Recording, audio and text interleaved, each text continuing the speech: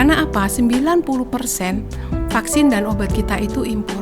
Nah, di BRIN sendiri untuk vaksin dan obat ini sudah memulai ada vaksin merah putih yang sedang kita on progress ini, kemudian ada vaksin.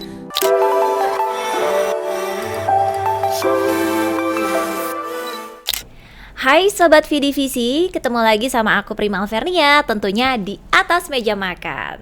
Nah ini pasti ya kalian nebak nih, kita masih sama BRIN gak ya? Betul banget, kita masih bersama dengan BRIN. Tapi kali ini kita bakal obrolin masalah kesehatan nih. Cocok banget nih buat calon-calon dokter ya nggak sih? Tapi sebelum itu jangan lupa like, comment, share, dan juga subscribe. Tentunya hanya di Vidivisi Talk. Nah langsung aja ya, kalau gitu kita sambut narasumber kita hari ini. Nama lengkapnya adalah Profesor Dr. Dr. Niluh Putu Indi Darmayanti MSI, yang akrab disapa Prof. Indi, selaku Kepala Organisasi Riset Kesehatan. Boleh dong tepuk tangannya untuk Prof. Indi. Halo Prof, apa kabar?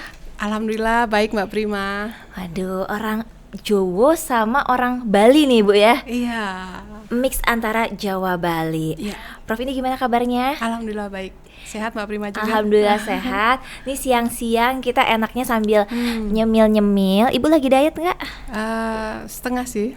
Badannya masih langsing aja ya Ibu ya, masih langsing aja. Nih kita ada ya camilan-camilan ya Bu. Nanti kita sambil ngobrol sambil icip-icip. Siap Mbak. Prof, ini boleh dong ceritain. Ini menarik banget nih. Ibu selaku Kepala Organisasi Riset Kesehatan, tapi backgroundnya itu adalah dokter hewan ya Bu ya? Ya, betul. Nah, boleh dong Bu diceritain mungkin pendidikannya Ibu menempuh sampai profesor tuh di mana nih kuliahnya? Oke. Jadi mulai satu-satu nih ya Mbak ya? Iya Bu. Oke.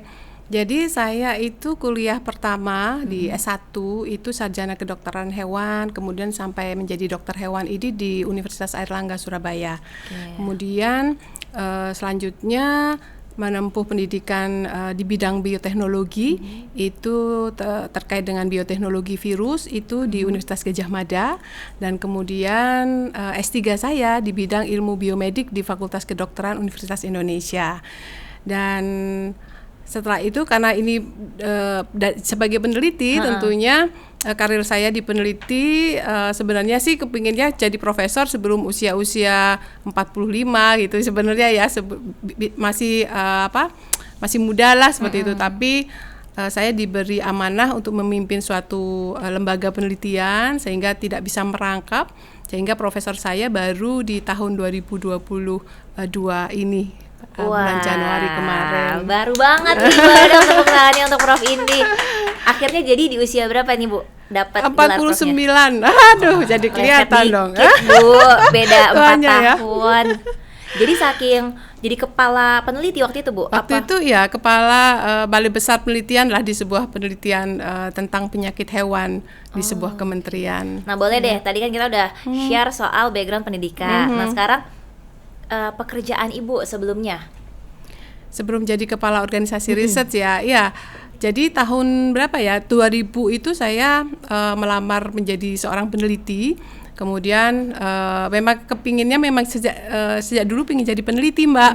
Jadi waktu kuliah itu pernah beberapa kali ikut lomba-lomba karya ilmiah tingkat mahasiswa, tingkat nasional. Kebetulan sih menang lah, walaupun nggak juara satu. Ada dari juara. SMA ya udah sering ikut? Dari kuliah Mbak, dari kuliah. Terus kemudian setelah itu ada rasa pengen jadi peneliti waktu itu. Tapi saat itu kan ekosistem penelitian itu belum terbangun dengan baik ya waktu itu. Akhirnya saya sempat ke perusahaan swasta dulu sampai akhirnya kata ibu saya, waduh Dok, katakan orang Jawa ibu saya, bapak saya orang Bali, jadi kamu ini aja deh jadi pegawai negeri aja, kata jangan di swasta. Nah biasa kan ibu-ibu begitu. Terus akhirnya kebetulan karena memang rasa jiwa peneliti saya itu memang bangkit kembali, terus akhirnya melamar di sebuah lembaga penelitian di sebuah kementerian, di Kementerian Pertanian waktu itu, terus akhirnya diterima.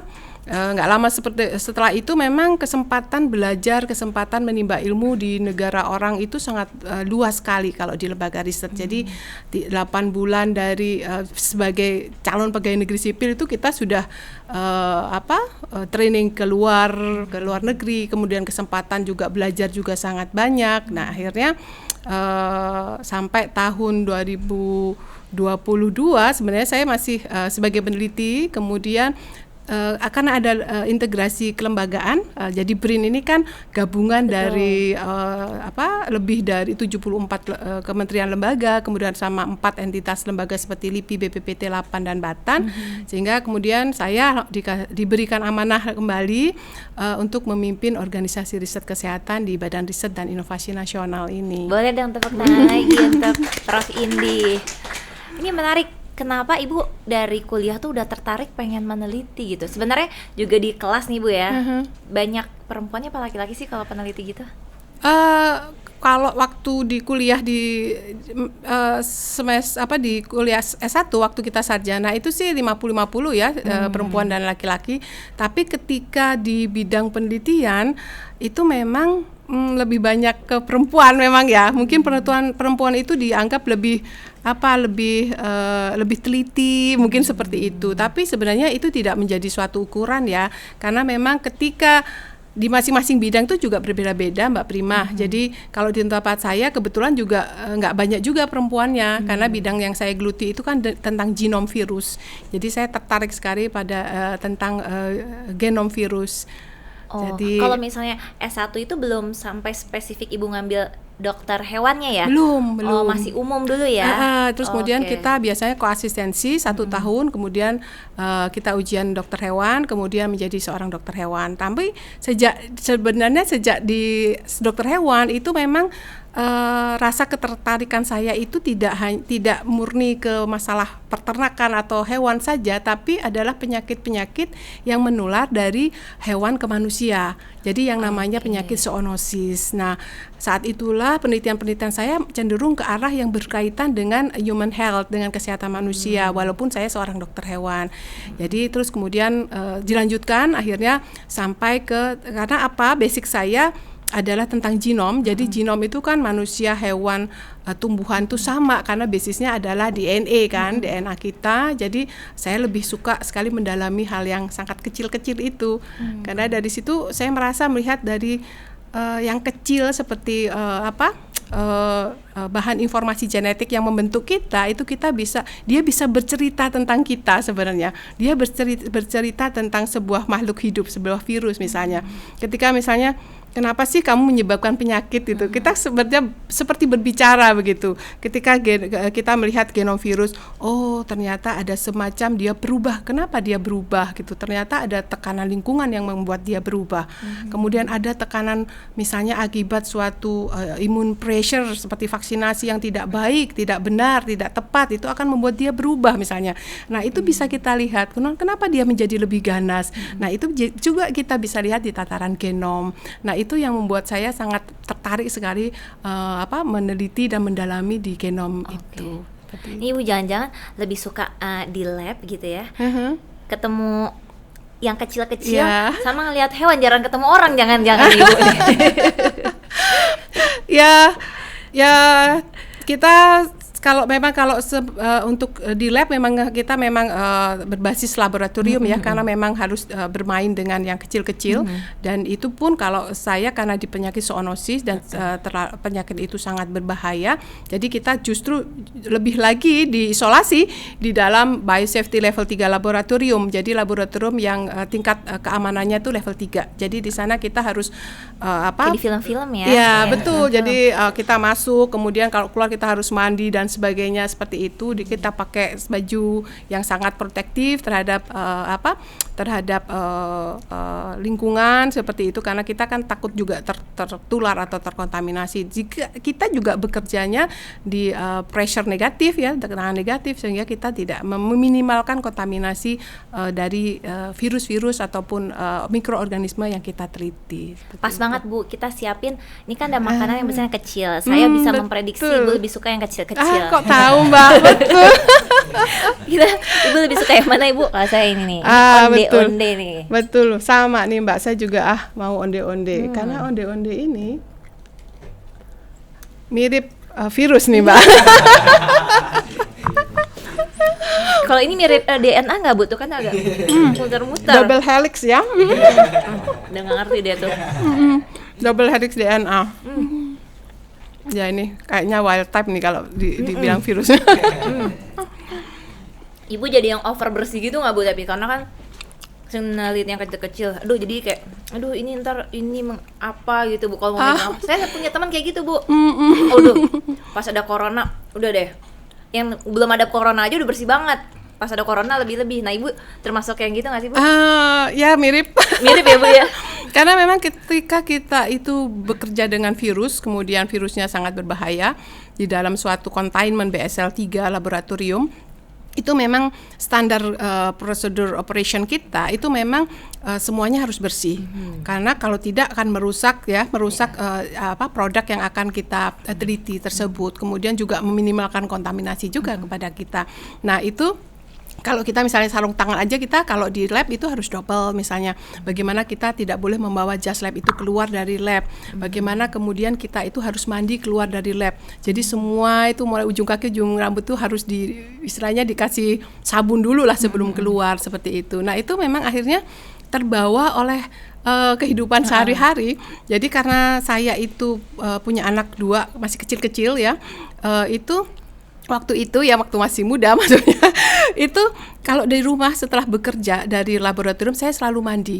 Jadi mandi keramas sebelum ada corona itu Sebelum saya ada corona apalagi gitu ya, Bu, ya? Saya kan bekerja lebih fokus di penyakit influenza. Ya karena memang yang saya hadapi adalah makhluk yang sangat patogen. Tentunya saya tidak ingin membahayakan lingkungan saya, teman-teman saya. Misalnya saya harus naik kendaraan umum ketika baju saya terkontaminasi, nanti saya justru menjadi sumber penyakit atau bahkan menjadi sumber wabah saya nantinya ketika membawa virus itu tanpa sengaja keluar dari lab misalnya seperti itu. Jadi itu yang memang SOP kita sebagai researcher, sebagai peneliti terkait penyakit patogen memang super duper ketat Mbak. Kalau misalnya paten itu Bu, sebetulnya ini lebih untuk komersialisasi kah gitu kan, untuk misalnya dipatenkan kemudian diproduksi secara nasional atau gimana gitu, atau ini lebih untuk ke dampaknya kepada masyarakat? Sebenarnya semuanya Mbak, itu yang Mbak Prima sebutkan itu benar semua. Jadi ketika seorang peneliti meneliti, itu bagi saya publikasi itu adalah halte. Terminalnya adalah invensi atau inovasi yang bisa dimanfaatkan oleh masyarakat. Walaupun terkesan agak bombastis, tapi itu yang selalu saya tanamkan di dalam diri saya. Jadi ketika kita meneliti itu kan harus ada publikasi internasional, sebuah pengakuan dari internasional tentang apa yang sudah kita hasilkan. Itu kalau di BRIN itu kan menjadi kewajiban kita mempublikasi secara internasional di jurnal global bereputasi tinggi misalnya seperti itu. Jadi itu pengakuan dunia internasional terhadap hasil penelitian kita. Tapi saya tidak ingin berhenti sampai di situ. Saya anggap ini halte. Terminalnya adalah apa yang saya temukan harus bisa dimanfaatkan oleh masyarakat. Nah inilah yang kemudian temuannya akan kita gunakan, invensi kita menjadi sebuah inovasi. Inovasi itu kalau tidak salah invensi yang telah dikomersialisasi. Jadi akhirnya kita melakukan biasanya ketika produk penelitian kita itu sangat bermanfaat, biasanya nanti perusahaan swasta itu akan melihat kita ya, kemudian akan melisensi produk kita dan perusahaan swasta tersebut yang akan mengkomersialisasi hasil penelitian kita. Nah itulah nanti yang mengkomersialisasi, yang mendistribusikan, yang memarketingkan hasil riset kita itu adalah pihak perusahaan swasta tersebut. Nanti sekarang aku mau masuk ke BRIN-nya sendiri di organisasi riset kesehatannya nih Bu. Ini kan ada beberapa ya Bu ya, pusat riset gitu ya. Ada 7 ya Bu ya kalau nggak salah. 7 iya Mbak. Nah 7 ini tuh apa aja Bu? 7 itu yang pertama adalah pusat riset biomedis, kemudian pusat riset biologi molekuler Eijkman. Jadi Eijkman itu masuk ke kita sekarang. Kemudian pusat riset kedokteran preklinis dan klinis, kemudian pusat riset bahan baku obat dan obat tradisional, kemudian pusat riset vaksin dan obat, kemudian pusat riset kesehatan masyarakat dan gizi, dan pusat riset veteriner. peneliti atau periset di OR kesehatan sendiri di bawah BRIN ada berapa banyak, Bu? 600 lebih, Mbak ya. Dengan tadi banyak bidang itu ya, Bu ya, macam-macam ya risetnya di Iya, berbagai dibagi bidang. 7 pusat riset. Dibagi 7 Iya. pusat riset. Jadi kalau riset yang dilakukan di Indonesia di bawah BRIN apa aja, Bu, sekarang yang udah berjalan? BRIN itu kan sekarang melakukan semua riset yang terkait lembaga yang secara resmi dari pemerintah yang melakukan riset.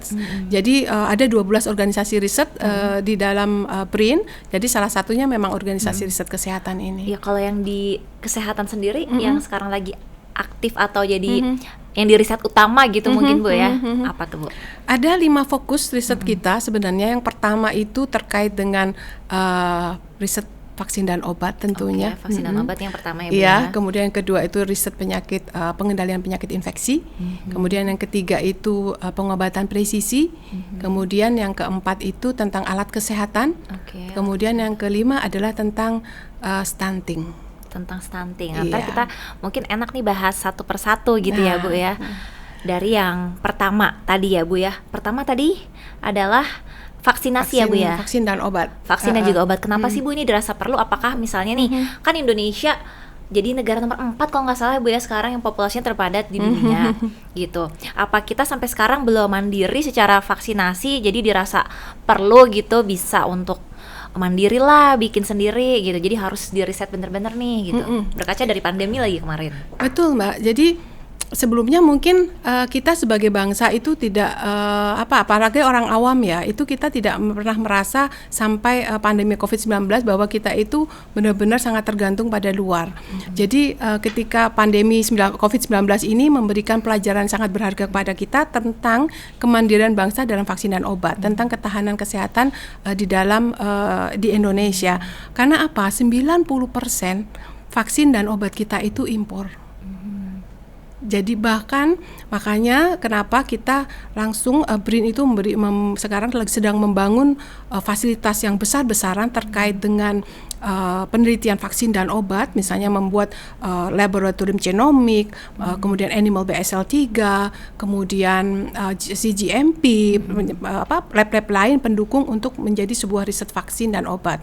Karena ketika pandemi terjadi, kita si peneliti sudah menghasilkan sesuatu di laboratoriumnya, untuk next step ke penelitian yang lain ternyata tidak ada fasilitasnya di Indonesia. Sama sekali, Bu, belum ada. Sangat kurang, dan itu tentunya kan tidak sesuai dengan, mungkin kurang sesuai dengan standar internasional tentunya. Jadi akhirnya itulah kemandirian kita dalam hal vaksin dan obat itu harus dimulai segera seperti itu. Dan kemudian memang akhirnya alhamdulillah sudah direspon cepat oleh pemerintah. Jadi melalui Kementerian Kesehatan sebagai regulator dari kesehatan di bidang kesehatan menentukan langkah-langkah strategi seperti apa yang untuk bisa kita mandiri dalam vaksin dan obat. Paling tidak mengurangi lah dari 90% ini.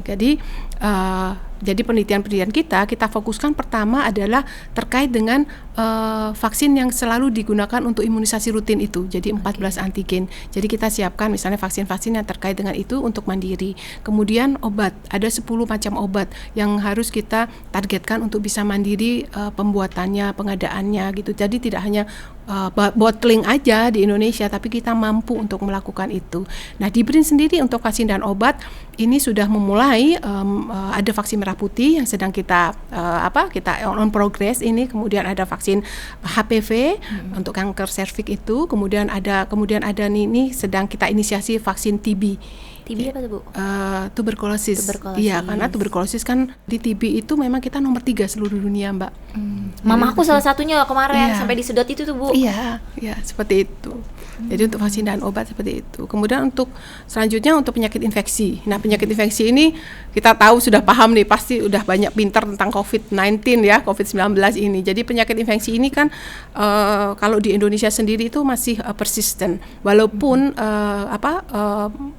prevalensinya itu menurun, tetapi masih tetap ada. Misalnya di Indonesia itu yang tinggi ya TB tadi, tuberkulosis, kemudian malaria, demam berdarah, dengue, hepatitis itu masih menempati urutan yang cukup persisten di Indonesia terkait hal itu, sehingga itu yang perlu kita selesaikan. Belum lagi ancaman kesehatan global, misalnya dari akibat transboundary diseases ya, yang misalnya bisa penyakit bisa lintas Kayak negara. kemarin PMK itu juga ya Bu Iya, ya, PMK, corona. COVID itu kan juga lintas negara, akhirnya bis kita udah terkena. Nah itu memang karena kita juga harus mempersiapkan. Kita kan tidak pernah tahu tuh sampai saat ini pandemi itu kapan terjadi, disebabkan oleh apa sampai pandemi itu terjadi, ya kan? Nah makanya dari situ kita melakukan suatu evaluasi tentang riset kita, bagaimana kita bisa memprediksi next pandemi misalnya. Padahal kan seperti dulu itu. pernah tahun berapa tuh Bu yang pandemi influenza? 1918 Spanish flu. 1918. Iya. Tapi dari zaman itu terus ke kemerdekaan sampai sekarang emang belum berkaca dari situ ya Bu ya, untuk wah kita harus membuat ini itu Mbak, pertanyaan yang bagus sekali itu Mbak Prima. Jadi kalau kita lihat ya pandemi yang terjadi itu memang pertama kayaknya itu selalu disebabkan oleh virus yang mempunyai material genetik RNA. Jadi RNA, karena apa, dia itu mudah mutasi kan, jadi mudah berubah jadinya. Yang pertama misalnya Spanish flu di 1918 itu 60 juta orang meninggal kan. Kemudian ada lagi tahun 1968 itu juga tentang flu juga gitu, sampai di tahun 2009 kemarin itu H1N1 kan juga, walaupun mild ya pandeminya nggak begitu banyak berefek kepada kita. HIV juga kan tahun 80-an itu juga dari virus RNA. Kemudian kalau kita lihat Mbak dari pandemi ini, dulu itu 100 tahunan pandemi itu terjadi, tapi kesini-sininya lihat dari SARS yang 2003, kemudian MERS yang 2013 gitu ya, Bu, ya? Kayaknya 10 tahun sekali nih ada pandemi baru, virus-virus baru dan gitu itu ya, virusnya apa? Virus RNA, MERS RNA, SARS RNA, flu burung RNA, HIV RNA, kemudian sampai ke COVID-19 juga RNA. Makanya kita tetap harus mewaspadai ini. Itulah pentingnya riset infeksi ada di situ, dan juga terkait juga bagaimana kita mendeteksi secara cepat. Jadi early detect, early response. Jadi kita bisa early control. Harusnya seperti itu gitu kan. Nah, seperti itu. Dengan yang sekarang sedang dibangun dan jumlah peneliti yang hampir 600, itu sebetulnya sudah cukup atau masih kurang banyak sebenarnya gitu, Bu? Kalau hal itu tergantung pada sejauh mana area riset yang akan kita explore ya. Dengan lingkup tadi itu Bu. Dengan lingkup tadi saya rasa cukup ya. Saya rasa cukup karena kita seperti BRIN itu mempunyai regulasi ya, bahwa yang masuk sekarang untuk calon-calon peneliti itu harus minim S3. Kalau saya dulu kan S1 sudah bisa masuk. Habis itu 10 tahun kemudian S2 baru bisa masuk. Sekarang S3 baru bisa. Jadi kalau saya sekarang melamar peneliti, zaman dulu saya nggak bisa masuk nih Mbak. Jadi harus S3 dulu. Skemanya di BRIN sangat banyak sekali untuk sekolah ini. Jadi baik itu degree by research, baik itu mandatory beasiswa yang langsung dari luar, kemudian juga apa yang ditugaskan dari top down dari atasan, seperti itu juga banyak sekali skemanya. Yang penting semua harus sekolah, kalau bisa semua harus S3. Jadi proporsi kalau memang di OR kesehatan sendiri itu masih proporsinya belum 50% untuk S3 sih. Jadi kita punya tantangan untuk bisa memenuhi target SDM itu. Jadi pertama tantangannya itu tadi harus yang sekarang masih S2 harus segera S3 karena masih 50%-an ya Bu ya. Masih kurang harus itu. Terus belum apa lagi Bu? Belum sampai 50% Mbak. Malah belum nyampe 50%. Jadi harus kita kejar itu. Terus tantangannya ada apa lagi Bu? Sebagai di organisasi riset kesehatan ini. Tantangannya terkait dengan tentunya karena ini masih baru ya, karena integrasi kelembagaan ini kan entitas yang datang di dalam OR kesehatan itu kan bermacam-macam. Jadi OR kesehatan itu terbentuk di bulan Maret 2022 kemarin. Jadi itu ada dari Kementerian Kesehatan, Kementerian Pertanian, dari BPPT, LIPI, Kementerian Kelautan. Nah itu menjadi sebuah satu organisasi, kemudian dengan bermacam-macam background, kemudian dengan ekosistem riset yang sebelumnya yang cukup berbeda dengan ekosistem riset yang ada di BRIN. Tentunya itu menjadi tantangan bagi individu-individu yang menjadi tantangan keseluruhan bagi OR kesehatan. Tapi saya rasa dengan by system BRIN itu mampu membuat ekosistem riset itu sedikit demi sedikit mereka harus beradaptasi dengan situasi yang sekarang seperti itu. Jadi Saya sih dalam 4 bulan ini saya rasa sudah hampir 80% mereka sudah move on istilahnya. Udah move on ya Bu ya. Udah move on dari mantan itu istilahnya. Alhamdulillah, itu tuh Bu harus penting banget itu, harus segera move on. Iya benar. Nah kalau dari kacamata Prof Indi sebagai peneliti gitu ya di bidang kesehatan, sebetulnya kondisi kesehatan masyarakat di Indonesia tuh kayak gimana sih Bu? Dari tahun ke tahun sebenarnya derajat kesehatan kita itu cukup membaik ya. Jadi ada peningkatan, perbaikan status kesehatan Indonesia, sehingga akhirnya kita tahu bahwa dengan 270 juta kita kan dalam beberapa tahun ke depan kita akan mengalami bonus demografi kan. Jadi generasi yang produktif itu jauh lebih banyak daripada generasi yang tua misalnya seperti itu. Itu bagus apa enggak Bu? Bagus untuk ya? Bonus demografi harus kita manfaatkan gitu. Namun bukan namun sih, ini juga semacam suatu suatu sistem yang harus juga kita lewati, bahwa nantinya dengan usia harapan hidup masyarakat Indonesia yang semakin bertambah, sekarang itu sekitar umur 71 tahun, terus kemudian untuk rata-rata ya untuk perempuan sekitar 73 tahunan, kemudian untuk laki-laki 69 tahun, itu tentunya akan membuat nanti burden disease, beban penyakit di masa tua ini akan bertambah. Nah inilah kita masuk, riset-riset itu akan masuk bagaimana mengurangi beban disease ini dengan apa? Dengan misalnya menemukan obat-obat, karena kan kita lihat ketika kita membicarakan usia harapan hidup, tentunya walaupun kita agak lebih rendah dibandingkan di Asia Pasifik, Pasifik kita walaupun udah meningkat, udah cukup bagus, tapi kita dibilang kan cukup rendah ya? Kita kan 71 sekian ya. Kalau di Asia Pasifik itu 75. Kenapa Bu, kita kebanyakan makan gorengan, micin apa gimana Bu? Kenapa sih Bu? Kalau di negara maju 80 Mbak, malahan 80 usia harapan hidupnya. Tapi kita juga tantangan kita nih, Hale kita kan juga masih di 62-an.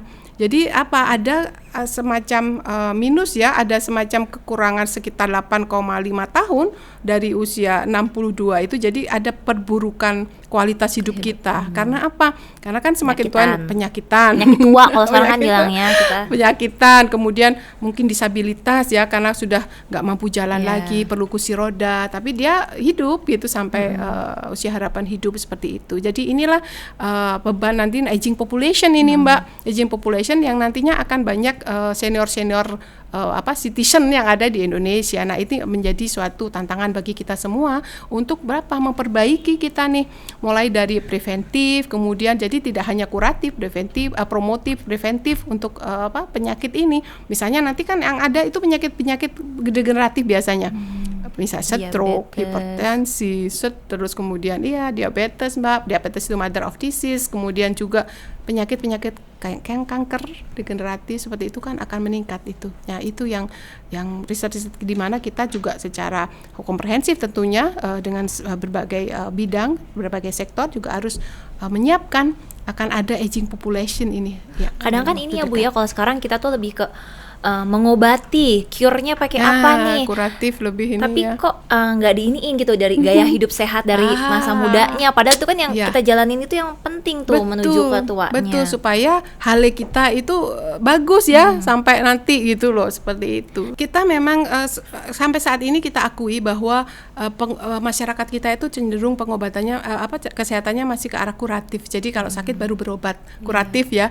Harusnya kita harus mulai ke promotif, kemudian ke preventif, pencegahan. Inilah yang mungkin dilakukan Mbak. Ini harus butuh literasi, butuh ya promosi dan butuh segala macam ini untuk kita untuk bisa nanti menambah hale kita gitu, hale kita jadi hidup lebih berkualitasnya itu jauh lebih panjang daripada hidup sakit-sakitan. Mungkin itu di mana peran riset itu sangat penting di situ. Jadi ada riset aging di sini Mbak, riset aging terkait dengan di kita ada loh ahli periset yang menciptakan semacam sunscreen untuk itu ada anti-aging seperti itu, ada di pusat riset kedokteran preklinis dan klinis. Itu ada juga. Terus riset terkait dengan kesehatan mental, riset terkait dengan Kesehatan mental tuh termasuk juga di Iya, dalam ada di dalam sini. situ. Gitu. Masuknya di pusat riset kedokteran preklinis dan klinis. Jadi psikiater, dokter-dokter yang atau psikolog di situ juga ada di situ, Mbak. Sekarang apalagi Indonesia udah mulai melek ya sama kesehatan mental ibaratnya kan kalau sekarang. Terus kalau pemerintah nih Bu, misalnya sekarang yang digenjot tuh misalnya BPJS, dana BPJS. BPJS itu kan untuk juga cure-nya, untuk pengobatannya. Tapi misalnya kita nambahin ini jalanan buat pejalan kaki, katanya Indonesia yang termalas Bu di dunia gitu. Iya, padahal bukannya malas Bu, cuman kan takut apalah, polusi lah, panas lah, jalanannya kayak ini, pusat kebugarannya yang kurang, misalnya taman-taman atau tempat apa, itu sebenarnya juga bisa ya Bu ya. Betul Mbak, itu salah satu kita untuk menambah hal kita ya, mungkin seperti itu. Nah, harapan Prof sendiri nih, harapan Prof kedepannya untuk organisasi riset kesehatan yang Maret kemarin baru terbentuk ya Bu ya. Jangka panjangnya apa harapan Ibu, mungkin sebagai kepala pasti kan punya visi misi Ibu gitu ya. Dan juga pemerintah tentunya. Harapan saya sebenarnya sederhana Mbak ya. Saya sebagai peneliti tentunya, apalagi sebagai kepala organisasi riset kesehatan, yang kita mendapatkan amanah untuk bisa tentunya mengimplementasikan hasil-hasil riset kita itu kepada masyarakat. Itu tentunya. Jadi hasil-hasil riset kita akan bermanfaat bagi orang banyak, bagi masyarakat, bahkan masyarakat dunia dari hasil-hasil temuan kita.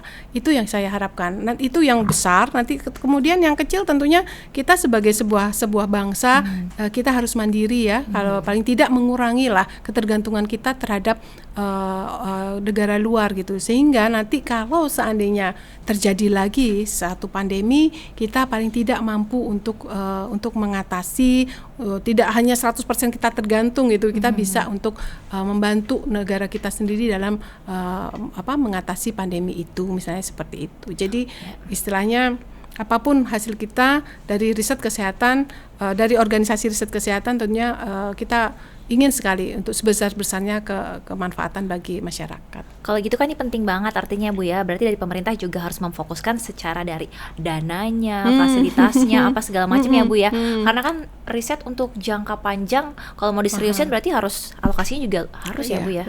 Betul. Terus kalau ditanya tentang fasilitas, BRIN sedang melengkapi fasilitas. Jadi karena BRIN itu jadi satu-satunya lembaga pemerintah di bidang penelitian, tentunya itu menjadi wajah bangsa ini ya tentang riset. Jadi sedang bagaimana alat-alat yang tidak ada di Indonesia itu seperti cryo EM itu di BRIN sudah ada sekarang. Jadi seperti itu. Jadi alat-alat canggih lah itu sudah mulai dilengkapi di BRIN. Kemudian terkait dana, saya rasa kita sebagai bangsa juga harus bangga bahwa kita tidak hanya meminta funding, tapi kita sebagai bangsa juga bisa memberikan funding. Seperti itu. Jadi BRIN skema fundingnya, skema pendanaan risetnya itu sangat banyak sekali, dan itu bukan untuk orang BRIN saja, tapi untuk seluruh periset yang ada di Indonesia, dan juga untuk juga bisa dimanfaatkan kolaborasi kita dengan universitas atau lembaga penelitian yang ada di luar negeri. Jadi kita sebagai bangsa bisa equal lah ya, nggak hanya kita meminta funding, tapi kita juga bisa sharing funding atau match funding dengan yang lain seperti itu. Nah, sekarang untuk masyarakat Indonesianya nih Bu ya, kesadarannya akan kesehatan, apalagi kita yang muda-muda kadang kan rasanya udahlah makan yang ada aja gitu kan, udahlah yang penting bisa nabung, bisa buat traveling, healing gitu. Tapi untuk kesehatan kadang masih belum melek gitu Bu. Mungkin Ibu bisa kasih saran bujangan ke masyarakat Indonesia untuk lebih memperhatikan kesehatan agar tadi mungkin angka kematiannya nanti bisa lebih banyak umur, halenya juga lebih oke lagi gitu Bu. Iya, memang terkait dengan hal itu memang gaya hidup sekarang ya, gaya hidup sekarang, jadi kita ini lagi deh. Jadi gaya hidup sekarang memang ketika kita menurunkan penyakit menular, penyakit infeksi kita itu mulai menurun, tapi di sisi lain penyakit non infeksi namanya PTM, penyakit tidak menular itu naik. Jadi diabetes kasusnya naik, hipertensi naik, stroke naik, pembuluh darah dan jantung naik, nah semacam itu. Jadi itu hasil dari apa yang kita lakukan. Jadi saya harapkan memang kita sebagai masyarakat, anak-anak muda sekarang jangan, terutama juga ini terkait dengan kesehatan mental juga ya. Jadi kita itu sehat itu tidak hanya ketika kita merasa sakit, tapi sehat itu juga secara mental juga. Sebenarnya healing ke traveling juga oke, Mbak. Itu kan juga untuk mental. Bagus itu ya. Iya. Oke, harus ditingkatkan berarti ya, Bu ya. Benar-benar. Karena itu bisa mendorong juga sistem imun kita juga bekerja dengan baik seperti itu. Jadi pertama yang saya sarankan, saya sebutkan tadi, bahwa kita jangan menganggap bahwa ketika sakit saja kita harus berobat gitu loh. Jadi kita harus mencegahnya. Kemudian mempromosi dulu gitu, promosi apa upaya kita untuk mencegah, misalnya tadi Mbaknya ke gym, Mbak Prima rajin ke gym, kita olahraga, kemudian nih proporsi serat kita nih juga harus tinggi, semacam itu. Jadi ya sebenarnya mereka semua tahu kok ya Mbak, ya tahu kan, kita tahu, Mbak Prima tahu, semua tahu kok mana sih makanannya sehat, mana sih ya enggak gitu kan. Nah seperti itu. Tapi kalau mau jalan-jalan sih oke, Mbak, itu juga. Jadi sekarang juga perlu kita ketahui, Mbak, karena kadang-kadang orang itu, aduh saya sakit nih, sakit itu dibilangnya anget lah, panas lah, padahal sakit hanya sebatas itu. Padahal sakit itu juga rasa kebahagiaan, rasa itu juga sebenarnya itu yang belum dirasa oleh masyarakat kita. Jadi nanti nggak apa-apa, Mbak, healing jalan-jalan. Healing is penting, guys. Terus itu penting itu juga, Mbak. Oke, saya juga punya nih, Bu, idol sekarang ya, itu Mama Wulan Guritno sama Mama Sofia Lachuba. Wow, itu enggak cantik-cantik, udah 40-an, 50-an. Ya ampun, yang ini aja masih pada demen, Bu, pasti, Bu. Kalau bisa dapet gitu kan, Bu. Bener ya, itu bener ya, itu. Cantik. Mungkin bisa dijadikan duta-duta BRIN, duta-duta OR kesehatan ya, Bu ya. Untuk aging ya. Soal aging ya, kan, betul, untuk kesehatan betul. tuh, Bu. Saya juga boleh lah, Bu, yang dari kaum milenial ya, Bu. Kalau milenial mah masih cantik. Iya, pasti. makanya. Yang tadi mamah-mamah itu ya, Bu ya. Ya, luar biasa itu ya.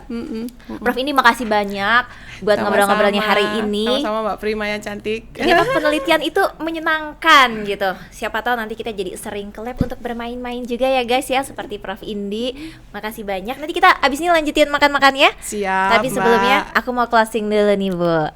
Terima kasih sekali lagi untuk semuanya yang udah nonton. Tetap ya support dan juga like, comment, dan share. Jangan lupa juga di subscribe. Hanya di VDVC Talk tentunya. Tepuk tangan dulu dong untuk kita semua. Terima kasih, aku mau lanjut dulu sama Prof Indi ngobrol-ngobrolnya. Sampai ketemu lagi di episode selanjutnya. Bye-bye.